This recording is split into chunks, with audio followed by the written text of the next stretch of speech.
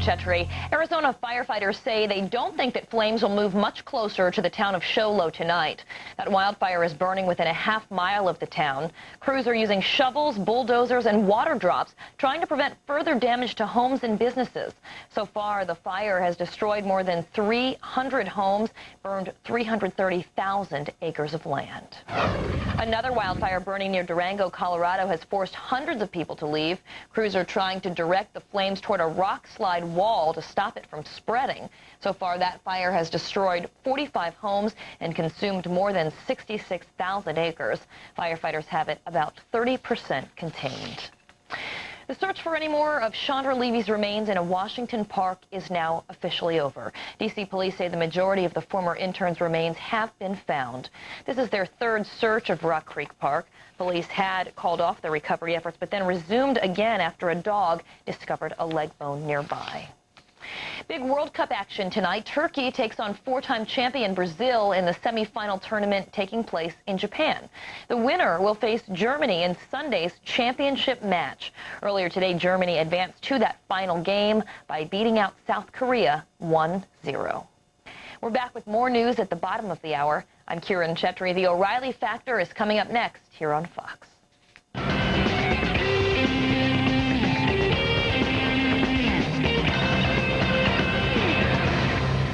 Hi, I'm Bill O'Reilly. Thank you for watching us tonight. Is the press overdoing the Martha Stewart situation? That is the subject of this evening's Talking Points memo.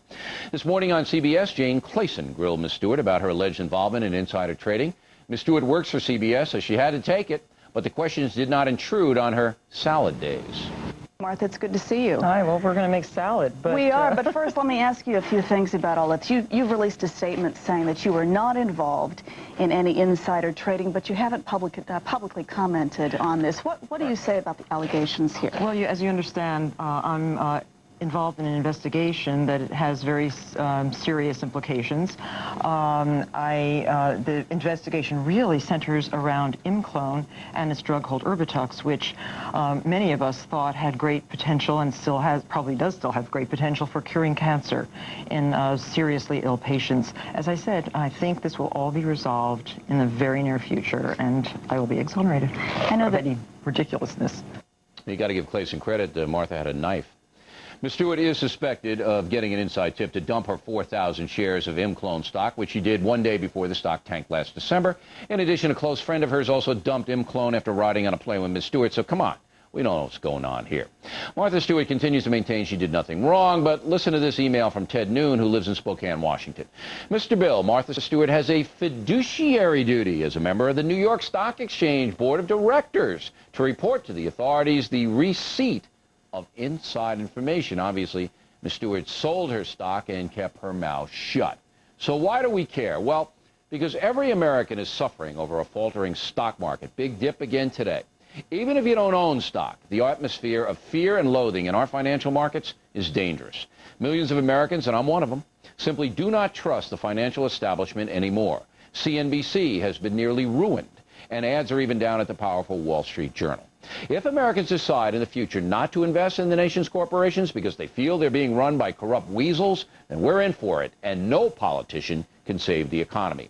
Enron, Global Crossing, WorldCom, and all the other misrun companies must be thoroughly investigated and their leadership held accountable. And that includes the very visible Martha Stewart. America can no longer tolerate business people who use sleazy tactics to enrich themselves at the expense of others. When Martha Stewart dumped her Imclone stock, another person had to buy it. Not a good thing, Martha. And that's the memo. Now for the top story tonight, are the authorities closing in on the man that kidnapped 14-year-old Elizabeth Smart? Joining us now from Salt Lake City is Scott McKenna, reporter for KSTU-TV, the Fox affiliate. What's the headline today? Well, Bill, police have been in the neighborhood of Mr. Reese pretty much off and on since Sunday. FBI agents have been there today talking to neighbors. Meanwhile, yesterday afternoon, Mr. Reese was transferred on a parole violation from the Salt Lake County Jail, where he had been since June 14th, to the Utah State Prison. No word yet on what that parole violation was, but that's where he is now. He's also retained the services of an attorney. Police continue to say he is not a suspect, but they are looking at him very closely. He and his alibi are suspicious at this point for the morning of June 5th, when young Elizabeth was kidnapped from her Federal Heights home. What is the alibi, do you know?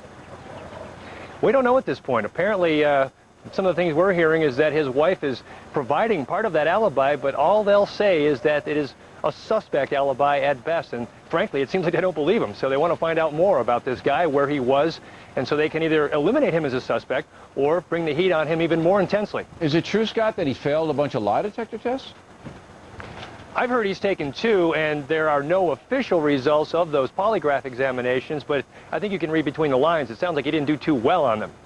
Now, he has a long history of sometimes violent behavior. He worked for the Smarts for how long? We're hearing he was there as recently as last fall and did a series of jobs there. Knows the house intimately through a number of construction jobs, handyman work, masonry, you name it, construction work, carpentry. Knows the family, knows the home. Was actually given a vehicle by Ed Smart last fall in lieu of payment for some of the work he did. So neither he nor his white Jeep Cherokee would have been out of place in that neighborhood if indeed he was there the morning of June 5th. That's interesting. So the Smart family knew this guy pretty well. And in lieu of payment, they gave him a vehicle, which he still has, right? Well, the police have it now. No, I know. The police have impounded it, and they're going over for fivers and everything else. Now, and we were told that he fits the description of the little girl, the 9-year-old who was in the room, Elizabeth's sister, and he fits that description as well, correct? Apparently, within a couple of inches. The early description we had was a guy by a white male between 5'8" and 5'10". This guy's 6 foot 180 with a mustache and kind of longer hair in the back. It differs somewhat, but they're now saying that it kind of fits from what she told them early on. All right. Now, you've been around Salt Lake City for a while. The police have been in and out as far as their candor with the press, and we understand. I mean, we're not trying to run this case for the cops, but there's been a lot of strange things going around in this case. Anything about this that you see that doesn't fit together? At this point, no. I mean, everything I'm hearing from a variety of different sources tells me that this is a guy that they are very closely looking at. But they want to make sure, they want to avoid sort of a Richard Jewell type situation that happened a couple years ago in Atlanta after the bombing, the tragic bombing during the Olympics. They want to make sure their I's are dotted and T's are crossed. But, you know, when push came to shove, when asked some direct questions on Sunday, they did fess up and say, yeah, this is a guy we're looking at. We can't deny it. You know, everything points back to things don't add up. Every time he answers one of our questions, we end up with more questions. And so until those questions are answered to the investigator's satisfaction, he's going to remain on the hot seat. All right. Now, his wife lives in town. Does he have any children? That, I've heard late today, he may have a child, but I'm not positive on that. I believe his wife, Angela, has a young son, and she has kind of got into, not into hiding. I'm sure the police know where she is, but we were out at the house on Sunday. I tried to see if she talked to us. She closed the door on me, and I understand she's kind of taken off due to all the heat from both police and the press that have showed up at their house in the last couple days. Was this guy working, Reese? Was he working when he was picked up? And what kind of house do they have? It's a trailer park over in an area called Kearns here in the Salt Lake Valley, a very nice trailer park. And he has been working at a local nursery for about a month, pretty consistently, apparently, right up until the time of the kidnapping. So on the surface, he has at least some daytime alibis, pretty solid ones in terms of timesheets and people who know where he was during the day working at a local nursery here in town. But of course, this took place at night, this abduction. And he does have a violent background, right? I understand he shot at a policeman at one time. He has served some time, right? 30 years, 3 different states, cat burglary. I think there are some drug offenses. It goes back to Idaho, Arizona, and the big one was a 1983 conviction for shooting and hitting a Salt Lake police officer back in 1983. He did 15 years in the Utah State Prison for that offense. So yeah, there's certainly some violence there. How old a man is he? 50 years old. He's 50 and he served, you said 30? On and off, 30 years. More than half of his adult life, he's been in and out of prisons here in Utah, in Idaho, and in Arizona as well. Scott, thanks very much. We appreciate it. And we'll, of course, be standing by to see if anything else happens throughout the hour. Next on the rundown, Beyond Terror, a new book says the United States is not being tough enough in the fight against Al-Qaeda. We'll have that report in a moment.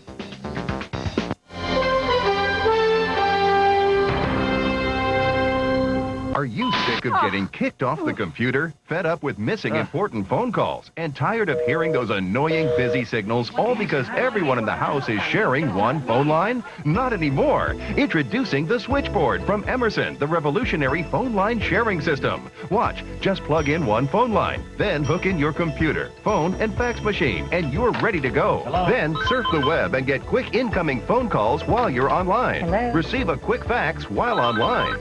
or take an urgent call even when you're downloading files. The switchboard works by temporarily splitting the phone signal into 3 separate lines without the costly expense of 3 phone lines. It works with any make or model computer, phone, or fax machine, and any internet service provider. And watch this, with one-line internet connections, your phone won't ring and you'll miss the call. But with the switchboard, it rings and lights up, telling you to answer the phone, so you'll never miss another call. The switchboard is perfect for the home office computer, kids' room computer, the college dorm, virtually anywhere you have a computer. Look, you could spend as much as $35 a month for an additional phone line. In a year, that's over $400. Or you can order the switchboard for just 2 low payments of $19.95. But wait, there's more. Call right now and you'll receive the Compact Tech Vac free. Now easily remove dust and debris from your computer keyboard or gently lift dirt off sensitive electronic equipment. It's yours free.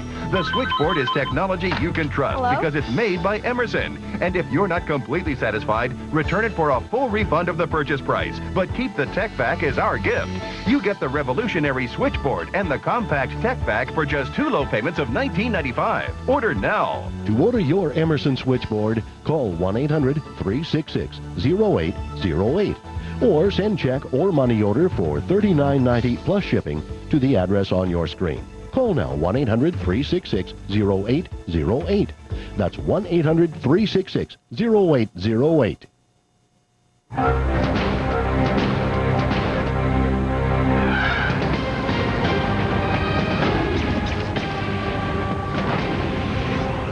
My darling Jeffrey. We have called for assassinations. Now, a new book seems to back up our analysis. Joining us from Washington is Lieutenant Colonel Ralph Peters, the author of Beyond Terror, Strategy in a Changing World. All right, I'm replacing Tommy Franks with you, Colonel.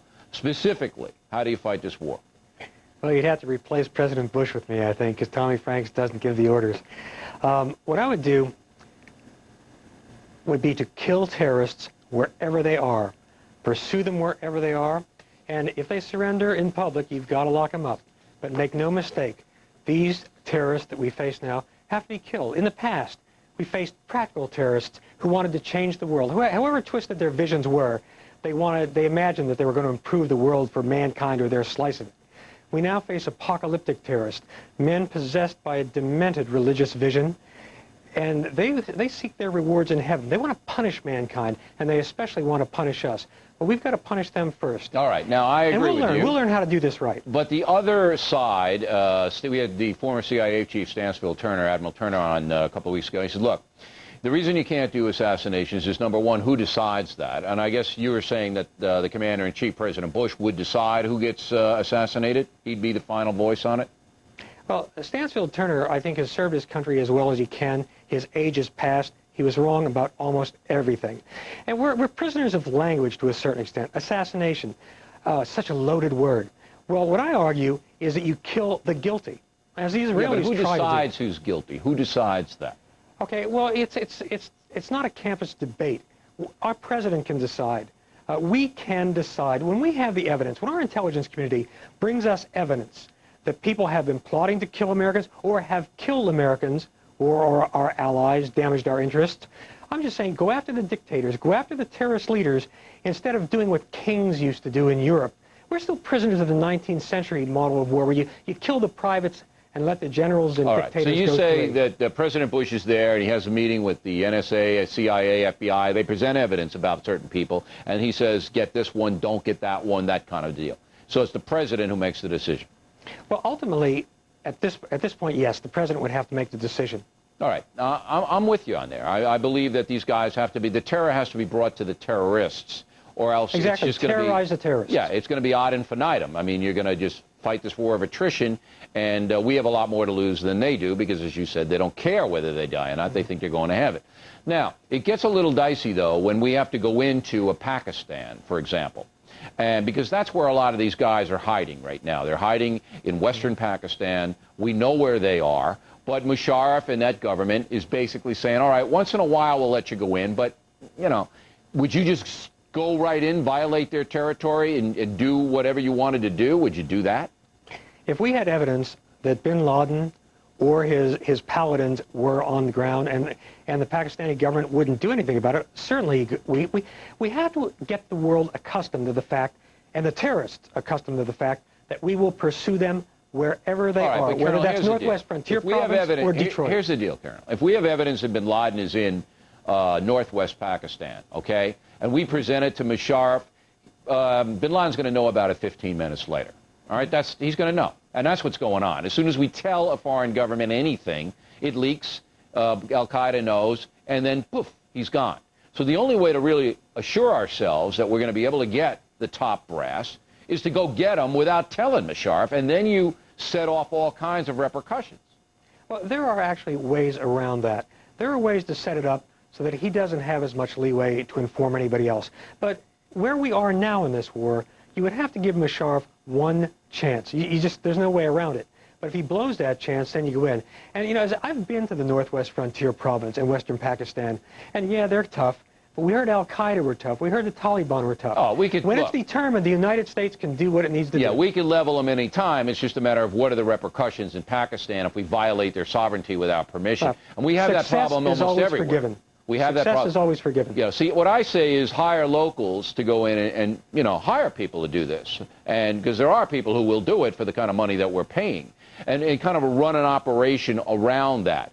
But, I mean, we know who the leader of Hamas is, for example. His picture was in the New York Times today. He's some guy, a paraplegic, and he's sitting there in the Gaza.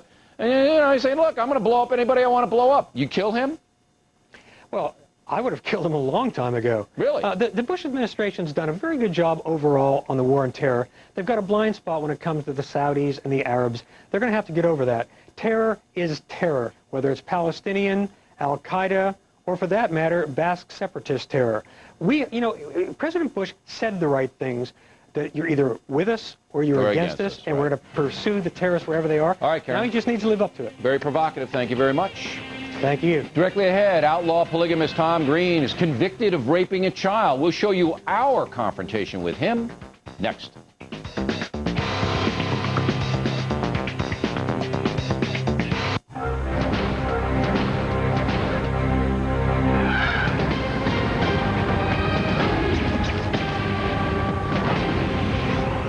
My darling Jeffrey, I miss you so much. I can't stand the thought of another lonely night. When will I see your beautiful brown eyes again? I love you with every fiber of my being. Your dearest love, Annabelle.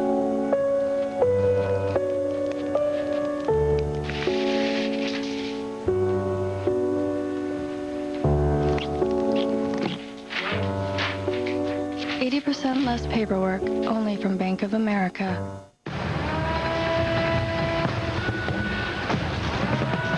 Introducing the totally new 2003 Ford Expedition. It's the only full-size SUV with independent rear suspension, for superior control, and a smoother ride. The totally new Ford Expedition. Think about it the next time you go for a little drive in the rain. It has no equal. It has no boundaries. Hi, I'm John Scherer, CEO and founder of Video Professor. You know, after teaching people how to operate their computers for over 15 years now, I'm amazed that there are still people that don't have computer skills, like Windows, word processing, the internet, and email. If you're looking for that new job, or maybe it's just balancing your budget, or even helping your kids with homework, these aren't handy skills to have, these are essential. If you're having trouble learning the computer, I'm going to help you out with a free learning lesson of your choice from Video Professor. Let me show you how simple this is. You put the CD in your CD drive. The lesson plays just like a video on your computer screen. The best part about this offer, this is free. You just pay a small shipping and handling, and I'll even refund that if you're not satisfied with my product. It's free, the risk is free, so what do you got to lose? Try my product. To get your free computer learning CD, you must call now. Call 1-800-409-2627.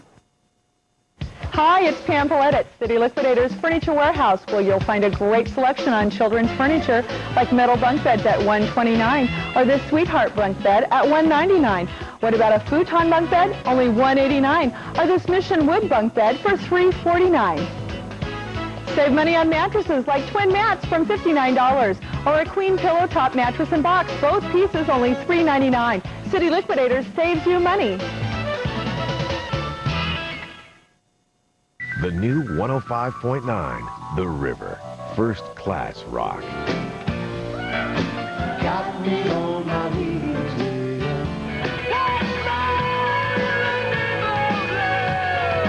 going wherever it leads, running down a dream, 'cause I'm already gone. The new 105.9, The River.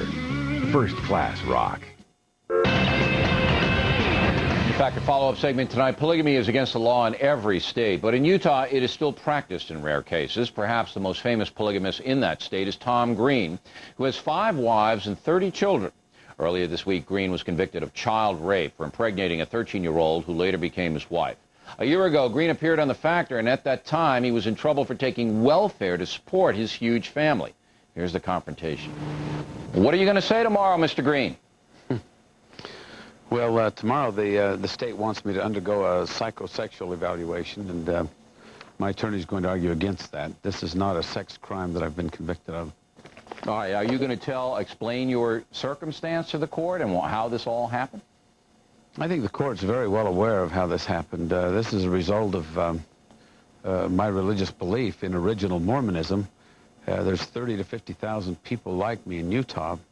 The difference is that about 15 years ago, we felt like, since they hadn't prosecuted anybody for this since the 1950s, and we're not ashamed of our family or our lifestyle, we felt that it would be good to help people understand that this is really just about being a family. All right. Now, what about the welfare payments to you and your family? Do you think that's fair to the American people? Well, the government set up a system of a safety net so that when people had hardships, they could get back on their feet. 4 years ago, our home burned down. We lost everything we had, including a 3-year-old boy. And the state said that because I don't have a license with the mothers of my children, I'm considered an absentee parent. So they offered us aid with the understanding that I would pay it back, and we accepted that. 2 years later, we terminated the aid, and instead of letting me pay it back, as they promised, they charged me. All right, but look, what I'm saying to you, I don't think any American who is not a person who is making, 6 figures can support 30 children. I mean, you just can't do it. As a telemarketer, you're never going to be able to support 30 children. Not the way in this society they have to be supported. Well, there's 7 adults who are taken care of, and we only have 25 children at home. So that's just a little more than 3 children per adult. That's not undoable in American society. Yeah, but they're not working. The other adults are all working. We all work in the family business, every one of us. The telemarketing business, you mean? Oh, yeah, it's not just me alone supporting the family. How much money do you make in a year, Mr. Green? In an average year, we make $50,000 to $60,000. All right, so you got 25 kids, you're making $50,000, $60,000. Come on, you're going to be poor, you know that. Yeah, we are poor, but we're happy. Yeah, you're happy, but I'm not real happy about my tax money going to pay you. Your tax money doesn't pay me except when we had a setback, and that's available to every American regardless of their beliefs. All right, but the state says you owe them $65,000. Yes, and it was understood before we accepted any aid that I would pay them back. But how are you going to do that, making $50,000 a year and supporting 25 children in the house? The same way every other family does that owes the state money. They set you up on a payment plan, and you make your payments. That's what they promised me. That's what we accepted before we accepted any aid. Don't you think it's irresponsible for you, as an American citizen, I'm not talking about the religion deal here, as an American citizen, to father this many children on your earning potential? Before we had a fire and some other setbacks in which our homes were destroyed, we took care of ourselves, and we lived a comfortable lifestyle. We don't have car payments. We don't have house payments. We don't buy a lot of meat. We keep our costs low. We buy our food in bulk. We're able to get by, and we get by very happily, and our children are not suffering in any way. All right. Did you have insurance on your home when it burned down? No, we didn't. Okay. Isn't that irresponsible to those children? Not when I went to work and replaced it. But you didn't replace it. You had to borrow the money that you now can't pay back. So what I'm trying to get across to you is the money that we got from the state was not used to buy our homes. All right, whatever it was used for. The homes were replaced. Whatever it was used for, Americans have been helping you because you put yourself in a situation where you could not meet your obligations because you had a setback. Everybody has setbacks. But you didn't have a safety net of your own. You didn't have the insurance you should have had on your house.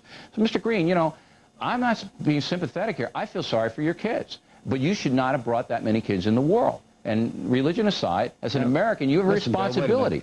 Look, if you consider that the children that we have there at Greenhaven, there's 6 mothers. Now, suppose those 6 mothers had non-committed, promiscuous relationship with dozens of different men, and they were going on public assistance just to live on it. Suppose Would the anybody moon complain about that? Suppose the moon is made of green cheese. I don't deal in conjecture. I deal in facts. And the facts here. I got to run, Mr. Green, but I just want to tell you, you know, you can't be doing this stuff. Even you just can't. I didn't set the standards for the assistance. The government did. Maybe sending him to jail. Plenty more ahead as the factor moves along this evening. Here in New York City, it is legal for the homeless to sleep out on the steps of churches. But what if you lived across the street? What about that? And why is Congressman Bernie Sanders saying bad things about the Fox News Channel when we give him all kinds of exposure? We'll confront the congressman in a very gentle way, as is our wont, as we continue.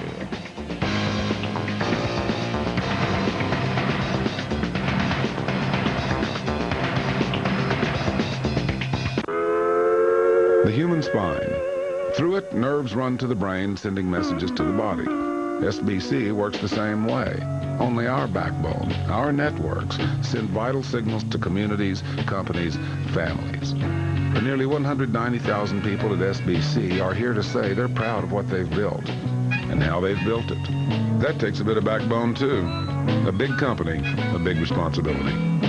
Infinite Service, SBC. You know, Jennifer, you are very special to me.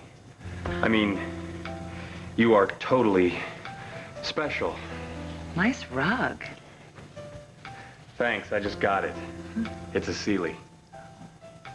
And This is why we don't make rugs. But we do make the mattress more people sleep on than any other. It's made for sleep. It's a Sealy. Travelocity can. Travelocity can help me find the perfect place for my wedding. Introduce me to Unagi. Help me rediscover my father. Make sure that we don't miss the Aurora Borealis. Travelocity can. Find me a great rate to New York. Show me where to find a penguin. Give me tools to plan.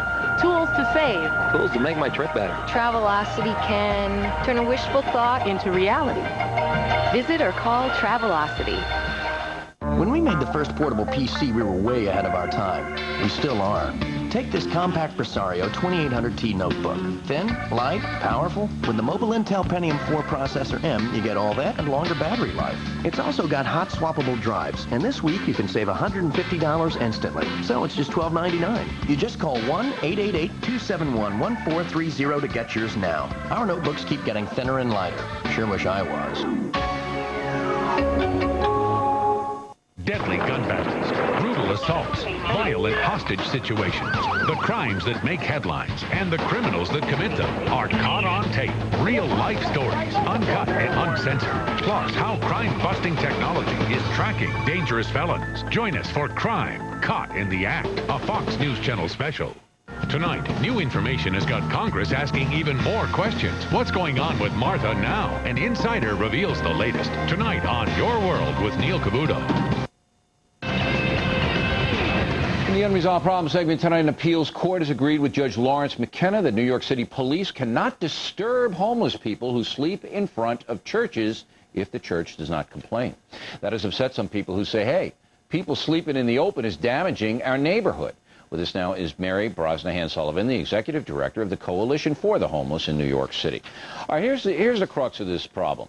The church involved is in a very high-tone neighborhood on Fifth Avenue in New York. Okay, across the street is the Trump Tower and some very expensive places to live.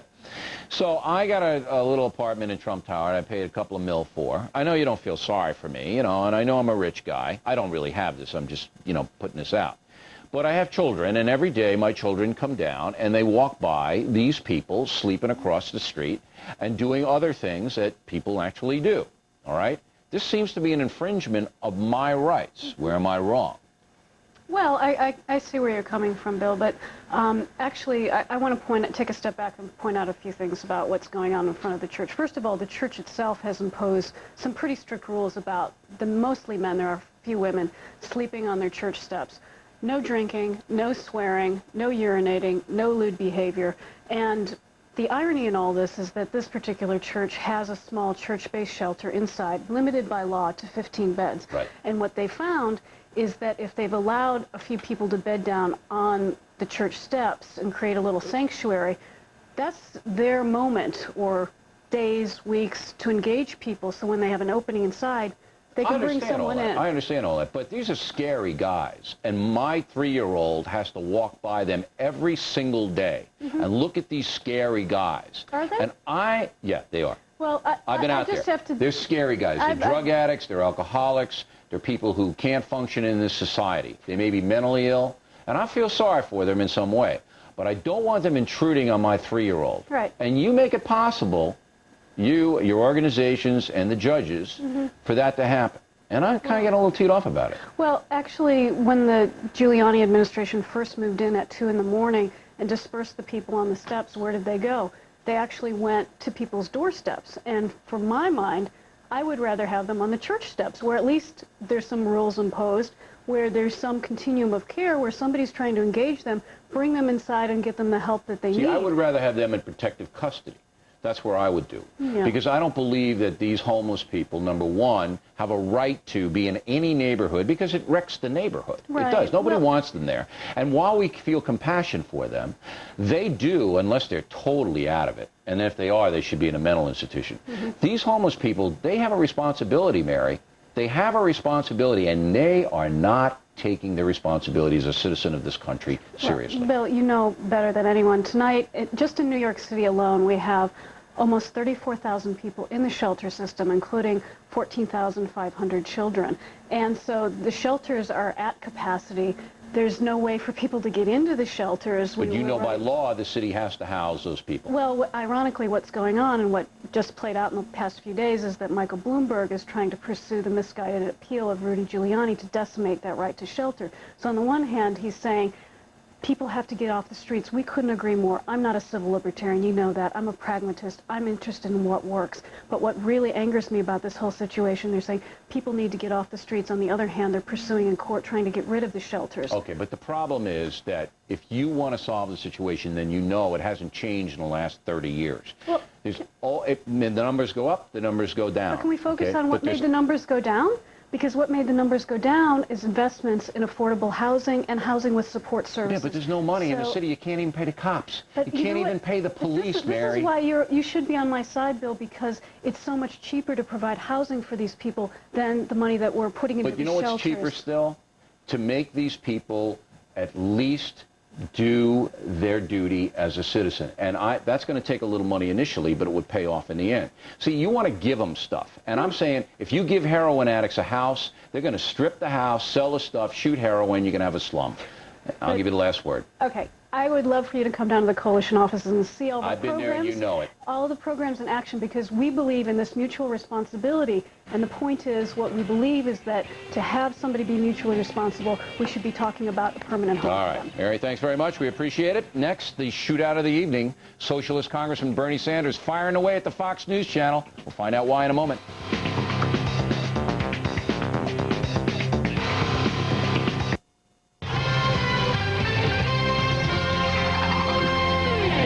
News Live, I'm Kieran Chetri. President Bush is in Canada pushing his Mideast plan at a meeting with the Canadian Prime Minister.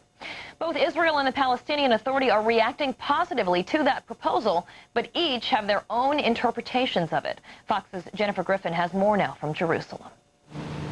Israel has welcomed President Bush's speech. In fact, a foreign ministry spokesman said Prime Minister Ariel Sharon could not have written a better speech himself. Now, Israeli spokesman focused on Bush's implicit call for Yasser Arafat's ouster, not on what Israel would be required to do.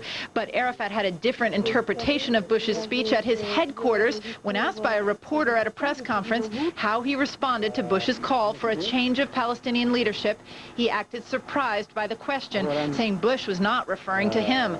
Israeli tanks moved into Hebron, the 7th of 8 Palestinian West Bank towns today. They also carried out more arrests of suspected militants in Hebron, and nearly 200 Palestinian security officers were detained. Palestinians complain that these are the same security officials that Bush would expect them to employ to stop suicide bombers. They say that the biggest gap in Bush's speech is that it provides a vision but no mechanism for getting out of the current conflict. In Jerusalem, Jennifer Griffin, Fox News. We're back with more news at the top of the hour. The O'Reilly Factor continues next. It was a client's dream and a nation's journey to grow its standing in the global marketplace through the creation of its first investment bank. And in building on the trust they placed in us, their dream became our own. Because that was the dream of our client, the nation of China. And that is what we do at Morgan Stanley, one client at a time. I think this is the one. It's beautiful. So, you're going to wear white after all. Ooh. Just kidding, you crazy chick. Weddings are great, and they get better every time. Who is that? Vegas. Vegas? That's right, baby. Round up the girls, kick up your heels, and party like you still got Daddy's credit card. My lips are sealed. Hello? Mama's got a hobby. Oh, boy. How easy is it to get on the internet? This easy, with MSN TV service from Microsoft. It uses your existing phone line and the TV you already own. See these buttons? Push one and you jump to email to stay in touch with family and friends. Or quickly visit websites to plan travel, research health news, explore new hobbies, and more. People love their MSN TV service because it's so friendly. They never worry about pushing the wrong button. How affordable is getting on the internet? For just $99, you get the MSN TV receiver, wireless keyboard, universal remote, and connection kit. And internet access starts as low as $9.95 a month. Call now and get 2 months of internet service free after paid service. Long-distance telephone toll charges may apply. To check local access, call 800-388-9652. Isn't it time you were on the internet? MSN TV service. Easy to use, affordable to own. Thanks for staying with us. I'm Bill O'Reilly. In the personal story segment tonight, our old pal Bernie Sanders, who frequently appears on The Factor, has written an opinion piece for a Capitol Hill newspaper entitled, "Congress Can No Longer Ignore Corporate Control of the Media." In the article, Congressman Sanders says this: Fox News Channel is owned by Rupert Murdoch, a right-wing Australian who already owns a significant portion of the world's media. His network has close ties to the Republican Party, and among his fair and balanced commentators, fair and balanced he put in quotes there to be a little, is Newt Gingrich. Conveniently, Congressman Sanders leaves out the fact that the Fox News Channel also employs Geraldo Rivera, Alan Colmes, Mara Liasson, and Juan Williams. The congressman joins us now from Washington. Now, Congressman, is there any other news operation on this planet that gives you more airtime than a Fox News channel? You have been very decent to me, Bill, and I appreciate it. One of the things that I like about Fox is you are unabashedly right-wing. You don't apologize for it. That's okay. And you don't make any pretenses. You're spinning now. You're spinning now. I'm not right-wing. I believe in global warming. But it's not just you. I think any objective look at who your hosts are and who owns the show and so forth would indicate. It's hard to argue. Don't argue with me on that one, Bill, I think. Well, look, I'll put forth that every utterance of the right is met with an utterance of the left. All right? Bill, here's my point. If you read the whole article, as I'm sure you did, it wasn't just on Fox. No, it wasn't, but that's what we're interested in. And we'll broaden it out a little bit later. But my initial question was this: is there any other news operation in the world that has given you, Congressman Sanders, a socialist from Vermont, an independent, more time to get their point across?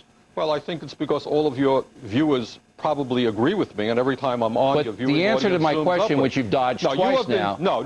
You have been generous to me personally. That's right. We have put you on the air more than anyone else. You'd never get this airtime on any of the networks. You have been very generous to me. Correct. But the issue is, this is the issue. Let's deal with it for a moment. The concern that I have, and an increasing number of Americans have, is that fewer and fewer large multinational corporations, News Corporation being only one of many. You have AOL, Time Warner, Disney, General Electric, many others are owning more and more of our media. In radio, you're seeing the same trend with Clear Channels now owning 1,200 radio stations. We're losing a lot of independent ownership. And my concern is that fewer and fewer large corporations are controlling what we as a nation are seeing, hearing, and reading. All right, but that's and I consider that a real... capitalism. That's capitalism. Well, no, it doesn't have... Well, what do you want Congress to do? You want them to intrude on this? Well, as you know, it's not a question of intruding. It's a question of stopping what the Bush administration wants to do, which is deregulating even more. We have had rules in place, as you know, that limit the amount of ownership that can take place in television, that would prohibit newspapers and television stations being owned by the same individual or company in various cities. There is now a major effort on the Bush administration to deregulate that, which will mean that all over America, in cities, you can have one person controlling what people see. But here's why you're wrong, okay? And there are two reasons why you're wrong. I didn't hear you or anybody else on the left or the right. Well, no, I heard it on the right. 10 years ago, when the television news was dominated by three huge corporations, which basically told you the same thing from their point of view. There was no difference, and there isn't today, between CBS, NBC, and ABC. There's no difference. You didn't say a word about that, and they dominated. Well, but then once the Mavericks, once the swashbucklers like me and Fox News Channel rose up, then we started to hear this squawking. But you know why you're wrong? Because the Internet has changed everything. All Americans can get any information from any point of view they want by, in their living room, punching up these websites and these news sites on the Internet. That makes the flow of information incredible, and you're setting up a straw man here. No, Bill, here's the point. Yeah, in a sense, you're right. Anybody who wants to can go to the Internet, and that is a fantastic resource. But you know what the facts are, and the facts are that the overwhelming majority of the people in this country get their information from television. That's their choice. Television, that's of course their it's a choice. I'm just giving you a fact. And the idea, you should be concerned about this. I think you believe in a vibrant democracy. My problem is not with Fox. My problem is there aren't alternative ideas out there in a significant way. Let me just talk about radio, for example. You have, as you well know, one right-wing talk show host after another in a nation where Al Gore and Ralph Nader got more votes than George Bush and Pat Buchanan. What is NPR? With their 400 affiliates, what is the National Public Radio? They are out there. They are increasingly... They are out there way more. Oh. Look, I got 250 radio stations in the fastest rollout in history. You think I'm a conservative, but the folks know I'm like you. I'm independent. I'm not like you. You're a socialist. Well, that's another day. But anyway, I've got 250 radio stations on my dial for the Radio Factor. NPR's got almost twice as much. All right, let's look at Rush Limbaugh, Gordon Liddy, Sean Hannity, Howie Carr, Ali North, Michael. I can go on and on. You tell me who the progressive alternative is. NPR. NPR is constant left-wing banging on the drum. Oh, come on. It is. You tell me it's not? If NPR is a matter of fact, it's a left-wing bastion paid for by us. We even pay for it. You haven't told me who the progressive alternative is to all of these right-wing. The progressive alternative is a whole network devoted to putting out the left point of view, the socialistic point of view. That's the National Public Radio that you make me pay for. Bill, you made me pay for it. Bill, you're going to shock the oil companies in Wall Street who put so much money into public radio and public television. I don't think that they're really sponsoring a progressive alternative. Of course they are. Don't you listen to that? But here's the point. Let me just get on a more important issue. All right, let's wait a minute. Change. I just nailed you, and you're trying to dodge. You nailed me. Yeah. NPR has just as much reach as any right-wing talk show host has. In terms of the listening audiences of ABC and Clear Channel and all of these other stations, it is absurd to believe that public radio... that is America. They choose not to listen in those numbers to NPR. They could if they wanted to. I don't think it's a question of choice. I think it's a question of corporate control and big corporations saying...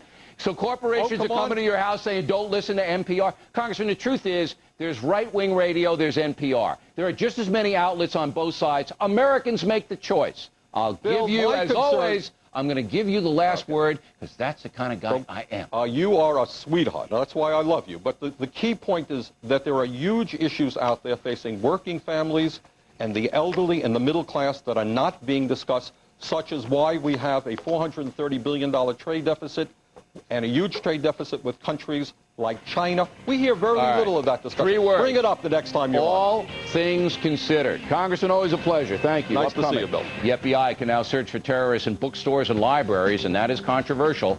The story in a moment.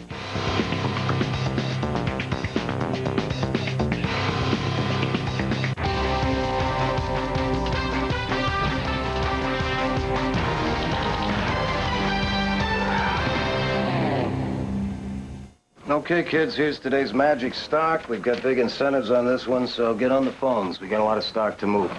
Tell your customers it's red hot. This one is en fuego. Just don't mention the fundamentals. They stink. There are a couple of courtside playoff tickets for today's winner. Now, let's put some lipstick on this pig. Get to work, people. There's never been a better time for Charles Schwab. We're different. We don't pay our investment consultants commissions or give them incentives to push stocks. So the advice you get is in your best interest. To learn more, call 1-800-7-SCHWAB. Going to the airport? Hey, Bill, you stayed here too? Yeah, want to share a cab? Deal. All right. Great hotel. Yeah, pricey though. Wasn't that bad. Yeah, if you're a CEO. Why? What did you pay? Here's my bill. I'd have paid nearly that. Not even half. You got ripped. Hey, buddy, I can get you a great deal on the Brooklyn Bridge.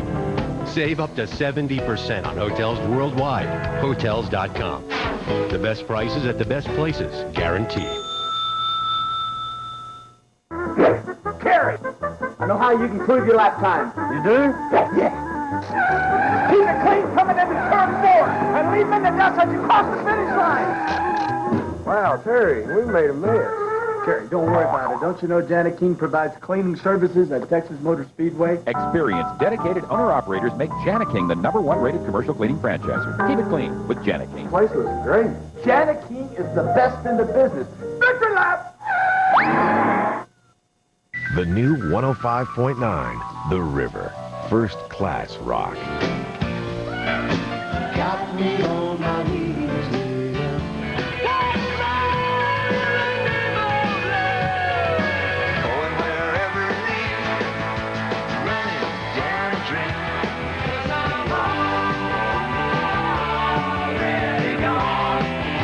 The new 105.9, The River. First class rock. Hi, Pam Paulette at City Liquidators Furniture Warehouse. Join me for a quick tour of our fabulous selection of furniture and accessories. City Liquidators is 5.5 football fields full of furniture. That's a lot of furniture. Brand name furniture, new in a box. It's fun, it's funky, totally wild and crazy. You gotta see it to believe it. Our customers tell us there's no other store like it in the world. Whether it's for your home or office, City Liquidators has something for everyone. We're celebrating 25 years of great deals, so come join the fun at City Liquidators Furniture Warehouse. Cut your car payments in half. It's our annual clear-out sale at Bob Lanfear's Auto Dealerships.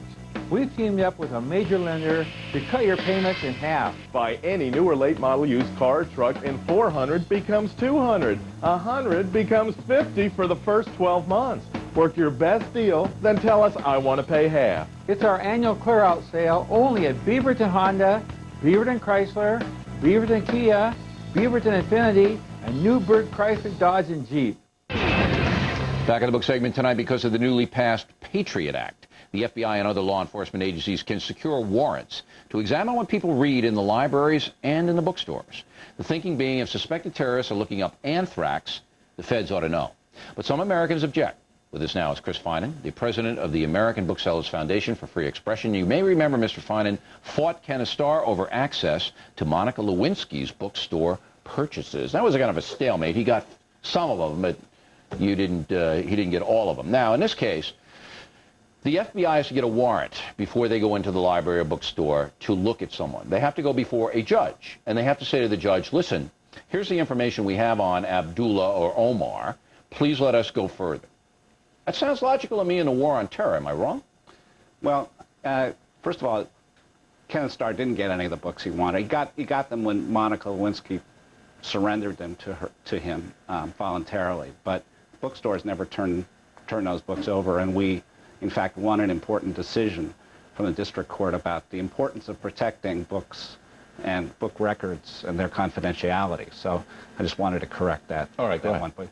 But our concerns about the Patriot Act are that the provision in particular that affects bookstore records and the records of libraries and newspapers too, is really there is no safeguard to protect the confidentiality of those records. What about the judge? Isn't he a safeguard? The judge, well, in normal trials, the judge weighs whether there's a compelling reason for this for this information. Under the Patriot Act, the FBI doesn't need a compelling reason. They need a reason. They just need to say that it's relevant. No. They need more than that. They've got to show why they need to pursue an investigation of an individual. They just don't go in saying, hey, Mr. Finan, I don't like him, I got to see. You know that. They need to demonstrate its relevance. Correct. But they don't have to show that they have a strong reason well, for it, or a strong reason weak. to believe. They need to show it's relevant in their investigation of terrorism. So I'm saying to myself, if I trust the judges, the judicial system, and whether I do or not is open to debate, but in a war on terror, I'm going to give them the benefit of the doubt because I want the government to be aggressive. Then I don't have a problem with it. Where am I wrong? Well, this is a judge who does not hear any other argument. He only hears from the FBI. Correct.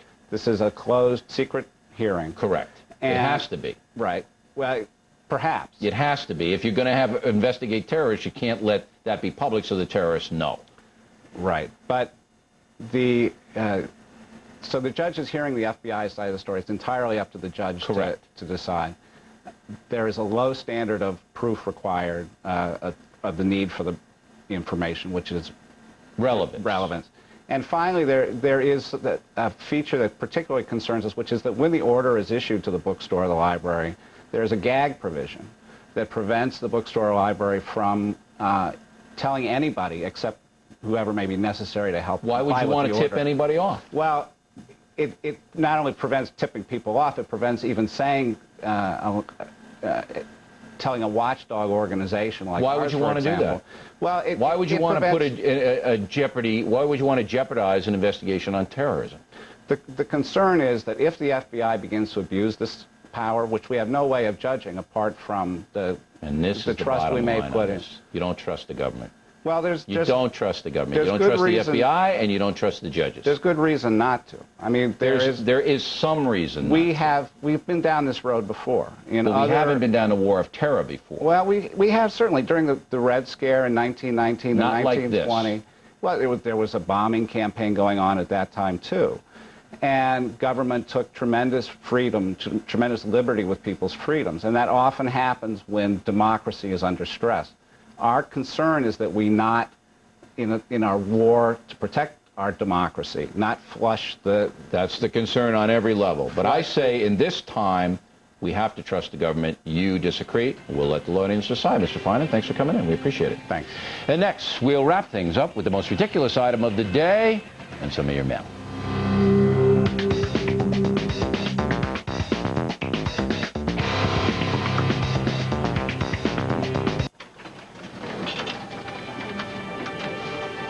Oh, yes!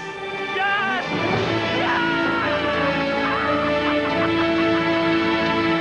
Want happy employees?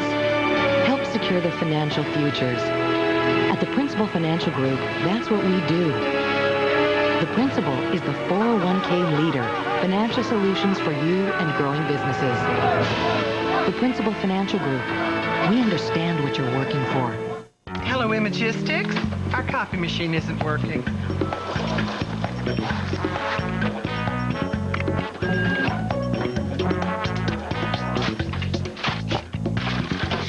What's going on? Imagistics service call. Machines are down. Imagistics down? No way. For over 25 years, corporate America has relied on us, Imagistics, providing dependable office document equipment and unparalleled service. Introducing the totally new 2003 Ford Expedition. Now you can achieve maximum inner space within seconds.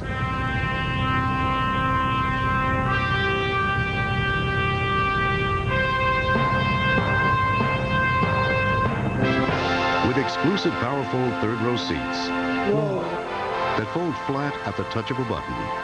The totally new 2003 Ford Expedition. It has no equal. It has no boundaries. At this very moment, somewhere between age-old ruins and oceanfront cliffs, People are discovering the best of Barbados. And at this very moment, this could be you for less than you've ever dreamed. Book your Best of Barbados vacation and get 35% off round-trip airfare. Stay an extra night free at participating hotels and get a complimentary breakfast every day. Call your local travel agent or 1-888-BARBADOS. The best of Barbados, just beyond your imagination. Everything from politics to policy goes through the White House. Words spoken here impact the world, impact your life. This place is crawling with sources, and we know how to find them. You have to look in their eyes, look at their gestures, trying to figure out what things really mean. In politics, there are two sides to every story. You tell both sides. We are Team Washington. We are fair and balanced political news. Time now for the most ridiculous item of the day. Alf, the puppet, is looking to host a TV talk show. The feisty guy visited the Fox News Channel today and said this. How did this whole new career stuff start? Where's Bill O'Reilly? Did you, Bill? Is he here? He's upstairs. I'll take you there. Can I go on that show? I'd like to talk to him. Hey, Alf, did you find your agent? agent? They have a Bill O'Reilly doll. I was at the licensing merchandising thing they have here in New York last week. Yeah. And they're trying to merchandise Bill O'Reilly. They've got a talking Bill O'Reilly doll. It's only $19.95, but it's $50 worth of batteries. The thing doesn't shut up.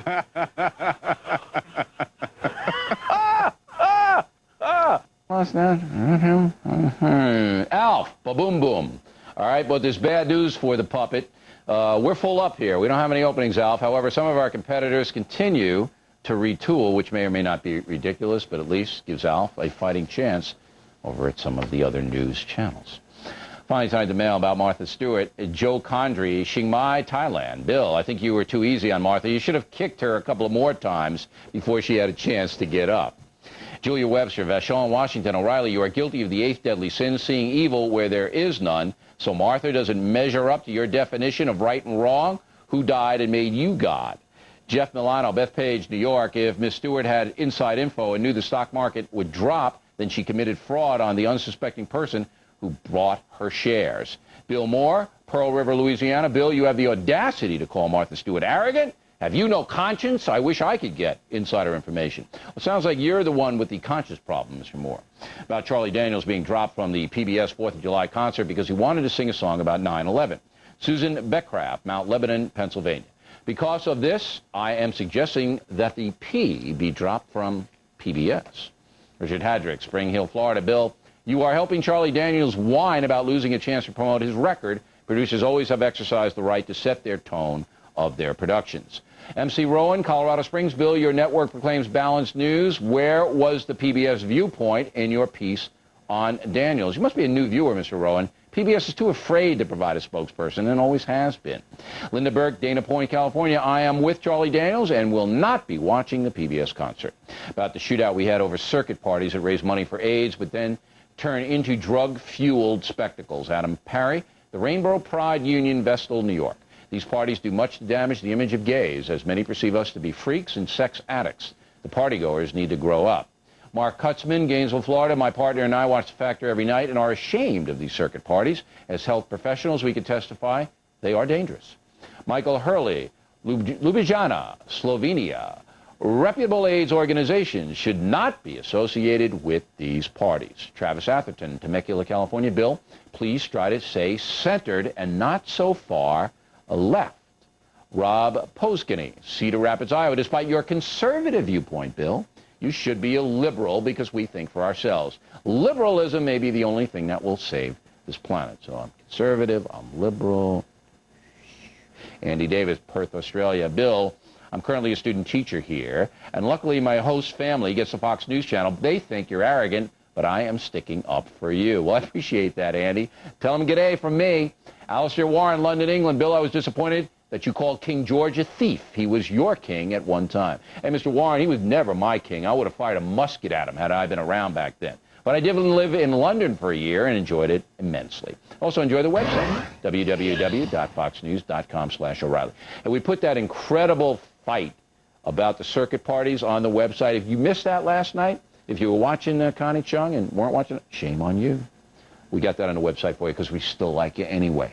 About emailing us with some pithy comments, O'Reilly@foxnews.com, O'Reilly@foxnews.com. Name and town, if you wish to opine. That is it for us today. As always, thank you for watching The Factor. Please remember the Radio Factor on Westwood One from coast to coast each weekday. Hannity and Combs is next. Former Secretary of State Alexander Haig. I am Bill O'Reilly. We hope to see you again next time. And remember, the spin stops here.